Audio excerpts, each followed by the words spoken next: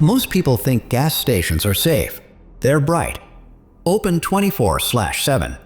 Cameras everywhere. You go in, grab a drink, maybe use the bathroom, and leave. But if you've ever worked the night shift at one, you know better. Because after midnight, those fluorescent lights don't feel comforting. They feel isolating. Like you're on display. Like you're the only living thing for miles. And sometimes, the people who walk through those automatic doors aren't just passing through. Sometimes they're running from something. Sometimes they're looking for someone. And sometimes, they were never supposed to be seen at all. These are 3 scary, true gas station horror stories.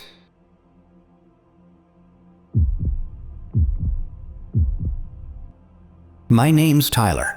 This happened about 4 years ago when I was 22, working nights at a gas station just outside Flagstaff, Arizona. It wasn't directly in town.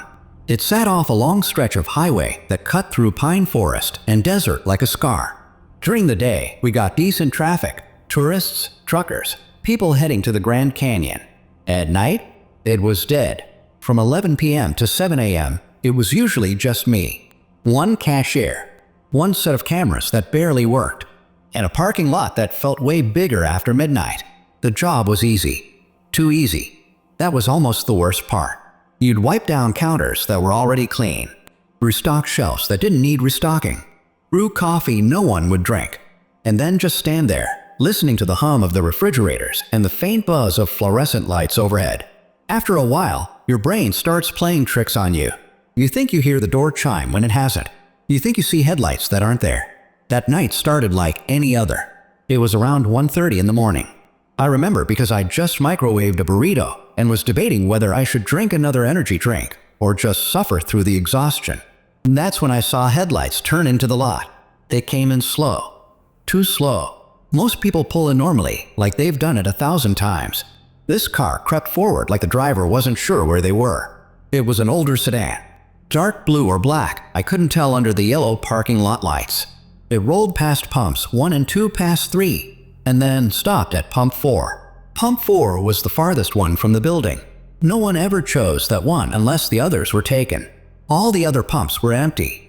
I remember thinking that was weird, but not alarming. People are weird at 1:30 a.m. The engine shut off, and then nothing. No one got out. I waited a minute. Maybe they were on their phone. 2 minutes. Still nothing. I leaned forward, squinting through the window. The lot was dim, and there was glare from inside the store, so it was hard to see clearly. That's when I realized something. The driver's side door was slightly open. Not wide. Just cracked. Like someone had pushed it and stopped halfway. But no one was moving. A cold feeling crept up my back. I don't know why that detail bothered me so much. Maybe because it didn't make sense. If you're getting out, you open the door.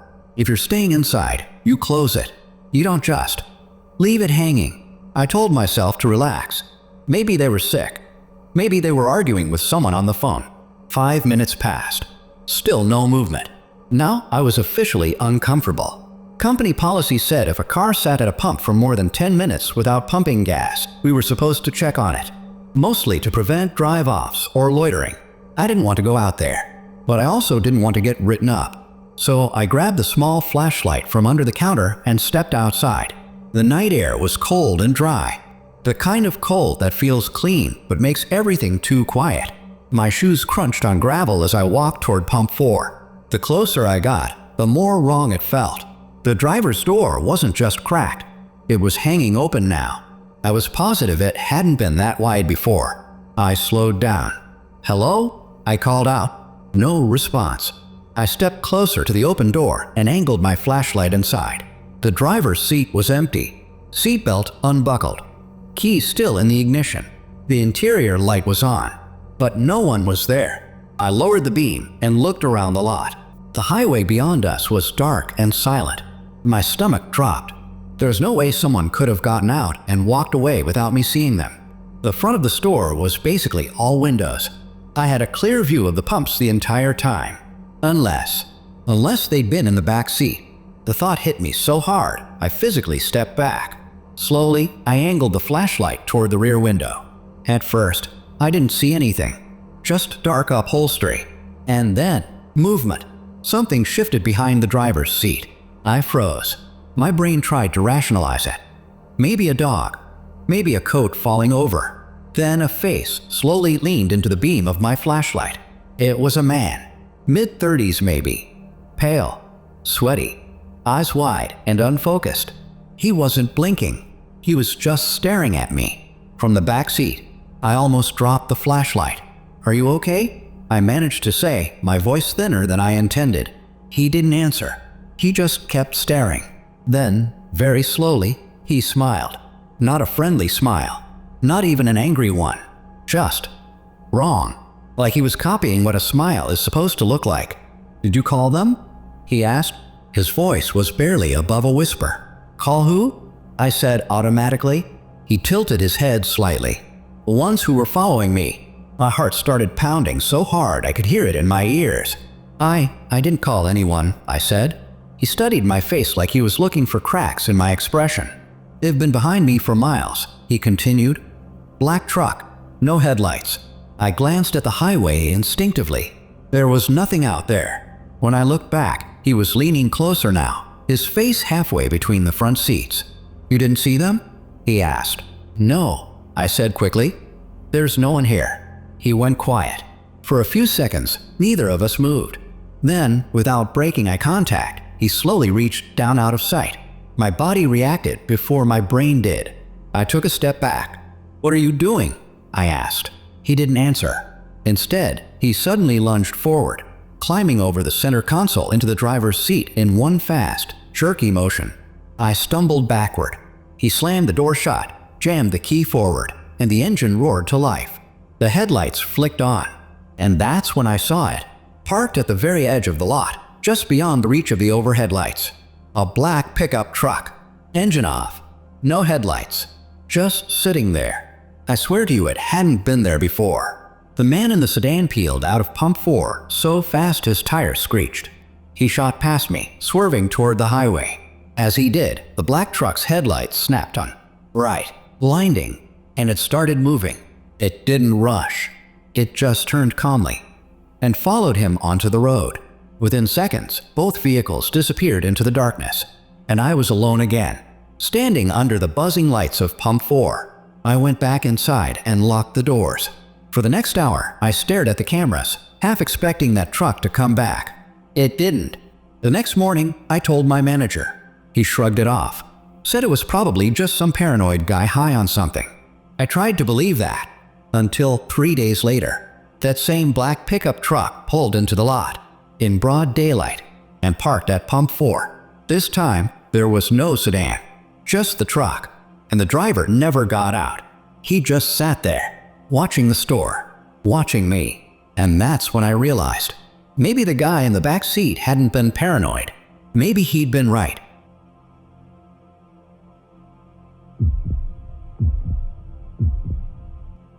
This one happened in rural Georgia, about an hour outside of Savannah, right off a 2-lane highway surrounded by swampland and nothing else. My name is Rachel, and I was 19 when this happened. It was my first real job. Overnight cashier at a combination gas station and fried chicken place. The kind with faded signage and a single flickering light over the ice freezer outside. From 10 p.m. to 6 a.m., it was just me. No security guard. No manager on call. Just me and a key attached to a giant plastic spoon. That spoon was for the bathroom. We kept it behind the counter so customers wouldn't steal it. You had to ask for it. Most people were normal about it. Most. The night this happened, it was storming. The kind of southern thunderstorm that doesn't just rain, it pounds. Sheets of water. Lightning that turns the windows white for half a second. Business was dead. Around 2:15 a.m., a pickup truck pulled into the lot. It was older. Rusted sides. Mud splashed up the doors like it had been off-road. It parked crooked across 2 spaces. The engine stayed running. I remember watching it through the rain and thinking, please just get gas and leave. After about a minute, the driver's door opened. A man stepped out. Tall. Thin. Maybe late 40s. Wearing a soaked flannel shirt and jeans that looked stiff with dirt. He walked fast, not running, but deliberate. When he came inside, the bell above the door gave that sad little ding. He didn't look at the snacks. didn't look at the drink coolers. He walked straight up to the counter. "Bathroom key," he said. Not a question, just a demand. His voice was low and gravelly. "Sure," I said, forcing a smile. "Just bring it right back." I slid the giant spoon across the counter. He didn't take it right away. He was staring at me, not in a flirty way, not in an angry way, just studying, like he was memorizing my face. Then he grabbed the spoon and walked down the hallway toward the restroom. The bathroom was outside the main store area. You had to exit through a side door and go around the building. I watched him disappear from view on the security monitor. The rain was coming down harder now. Thunder cracked so loud it rattled the windows. 5 minutes passed. 10, 15. I picked up the phone and dialed the bathroom's exterior intercom button. "Sir?" I said into it. "Everything okay out there?" No answer. I tried again. Still nothing. I debated what to do. Company policy said we could knock after 10 minutes. After 20, we were supposed to call the non-emergency police line. At minute 22, I grabbed an umbrella and stepped outside. The rain hit me sideways. I hurried around the building toward the restroom door. The spoon wasn't in the lock, which meant the door wasn't locked from the outside. That alone made my stomach tighten. I knocked. "Sir?" Silence. I knocked harder. "Hello?" Nothing. I slowly tried the handle. It opened. The bathroom light was on. The room was empty. Toilet lit up. Sink dripping. Muddy footprints on the tile floor. But no man. And there was only one exit. The window. Except the window was small. Way too small for an adult to fit through. I stood there, rain soaking my back, staring at those muddy footprints. They led in, but they didn't lead out. I felt that cold sensation crawl up my spine. I backed out of the bathroom and hurried inside, locking the side door behind me. The truck was still there. Engine running. Wipers going. But no driver. I called my manager. No answer. So I called the non-emergency police line. While I was explaining the situation, lightning flashed again. And for half a second, the parking lot lit up like daylight. That's when I saw him. He wasn't outside. He was inside, standing in the very back of the store, between the drink coolers and the storage door. I almost dropped the phone. He hadn't come through the front door. The bell never rang, which meant he must have come in through the employee-only delivery entrance, the one I had stupidly unlocked earlier to take the trash out. He was soaked, water pooled at his feet, and he was holding the bathroom spoon. "I gave this back already," he said calmly. I couldn't breathe. "You weren't in the bathroom," I stammered. He tilted his head slightly. "You didn't check very well." The words felt loaded, like a threat disguised as a joke. "I'm calling the police," I said, louder now. His eyes flicked to the phone in my hand. For a second, something changed in his expression. Annoyance. Then he smiled. "You shouldn't do that," he said softly. And then he started walking toward me. Slow, measured steps. My heart was slamming against my ribs. I backed up until my shoulders hit the cigarette display. "Stay back," I yelled. He didn't stop. When he was about 6 feet away, he suddenly reached into his jacket. I screamed. He pulled out a wad of cash. He tossed it onto the counter. "For the key," he said. It was way more than the key was worth. Then he turned around and walked calmly out the front door. The bell dinged like nothing had happened. I stood there shaking. The police arrived 15 minutes later. They searched the property. The truck was gone. The bathroom was empty. They checked the security footage, and that's when it got worse. The footage showed him entering the bathroom. It showed me walking out there. It showed me opening the door and stepping inside. But after that, it showed something I can't explain. While I was inside the bathroom, the footage clearly showed the man walking back into the store through the delivery entrance. At the exact same time. 2 different cameras. 2 different angles. Same timestamp. One of him inside the bathroom. One of him entering the store. The officers replayed it 3 times. They didn't say much after that. They just told me to lock every door and call immediately if he came back. I quit 2 days later. 3 months after that, I heard through a former coworker that the station had shut down. Apparently, there had been multiple incidents. No details. Just that phrase. Sometimes I still think about what he said. "You didn't check very well." And I wonder, If I'd looked behind the shower curtain, or opened the utility closet, or checked the ceiling tiles, would I have found him? Or would I have found something worse?